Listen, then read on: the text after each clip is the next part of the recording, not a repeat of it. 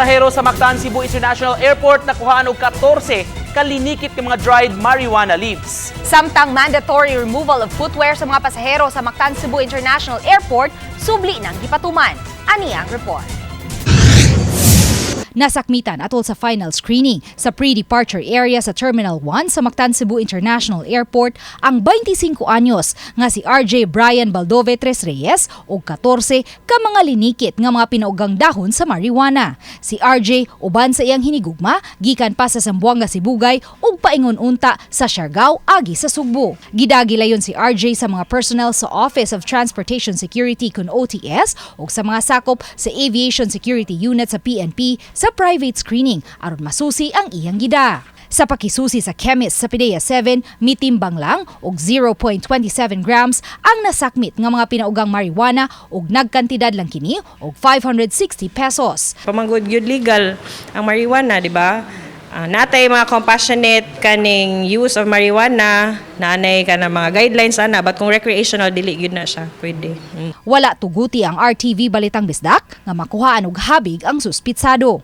Sa bigas bahin, ang Office of Transportation Security ug ang Aviation Security Unit sa PNP sa Nakuhaan Cebu International Airport mibutyag nga sukad niadtong Hulyo 9 subli nang gibalik ang mandatory removal of footwear sa pag-agi sa final screening. Gipasabot sa Regional Cluster Head sa OTS sa MCIA nga si Lisel Mondihar nga kaniadto ipatuman lang ang mandatory removal of footwear matag higayon nga adunay intel report sa hulga sa seguridad ug kun adunay mga dagkong kalihukan nga ipahigayon sa usa ka dapit. Apan karon matag adlaw na kining gipatuman sa tanang airport lukup nasod.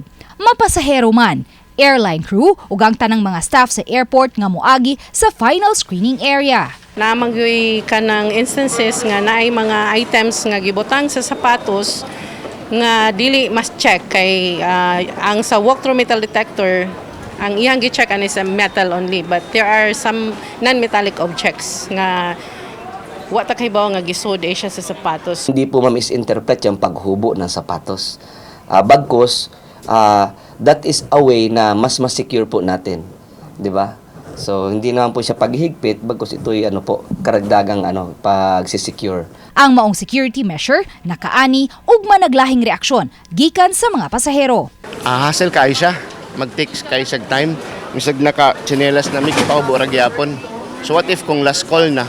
Maagi mami sa scanner, so ababa di nila makuha ang mga metal diha. Unsa pay pulos sa scanner kung dili na nila kuhaon? Walay pulos sa scanner, that means we're moving backward. Okay lang, no, there's no problem. We just have to follow instructions and everything's fine. Uban ni Marlon Melgazo, Luan Mirondina, GMA Regional TV Live.